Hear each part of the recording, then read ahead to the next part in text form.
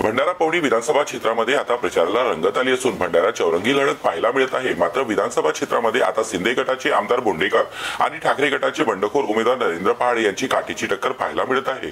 तर ही लढाई आमची कुणासोबत नसून ही लढाई आमची विकासासोबत आहे, असे वक्तव्य आमदार नरेंद्र बोंडेकर यांनी केले आहे। प्रचंड प्रतिसाद आहे, मोठ्या प्रमाणात उत्साह आहे, मोठ्या प्रमाणात समर्थन आहे। गावागावातून शहरातून मोठ्या प्रमाणात समर्थन असल्यामुळे आमची ही लढाई हळूहळू दिसतं एकतर्फी, कारण लोकांना आता विकास पाहिजे। इतके सारे मोठे प्रकल्प आपण आणलेले आहेत, हे प्रकल्प कंप्लीट पण करून घ्यायचे आहेत, हे लोकांमध्ये जनसामान्यांमध्ये भावना आहे। आणि नुसतं उमेदवार नाही, नुसतं आमदार नाही, तो विकासाकडे नेणारा आमदार पाहिजे। लोकांना हे समजून चुकलेलं आहे, म्हणून आमची ही लढाई विकासाची लढाई आहे आणि सध्या तरी कुणी आम्हाला दिसत नाही।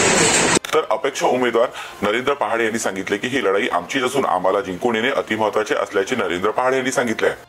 आम्ही जेव्हा प्रचाराला जातोय तर प्रचंड असा नागरिकांचा प्रतिसाद मिळतोय। प्रामुख्याने जे युवा पिढी आहे, ते युवा पिढी खूप ताकदीने आणि खूप जोमाने आपल्या पाठीशी आहे। कारण युवकांना माहिती आहे की नरेंद्र पहाडे यांनी युवकांसाठी काय केलेले आहे।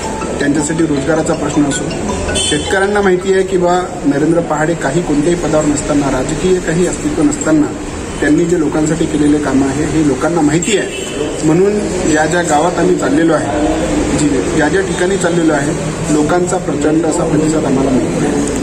नाही, आमचा टार्गेट कोणी नाही, आम्ही आपली विधानसभा लढतो आहे आणि ही आमची लढाई ही आमच्यासोबतच आहे आणि आम्ही इथे कोणाला पाडण्यासाठी नाही तर स्वतः जिंकून येण्यासाठी लढतो आहे। त्यामुळे येत्या काळात कोण बाजी मारतो, अपक्ष की सत्ताधारी आमदार, हे आता पाहण्यासारखं असेल।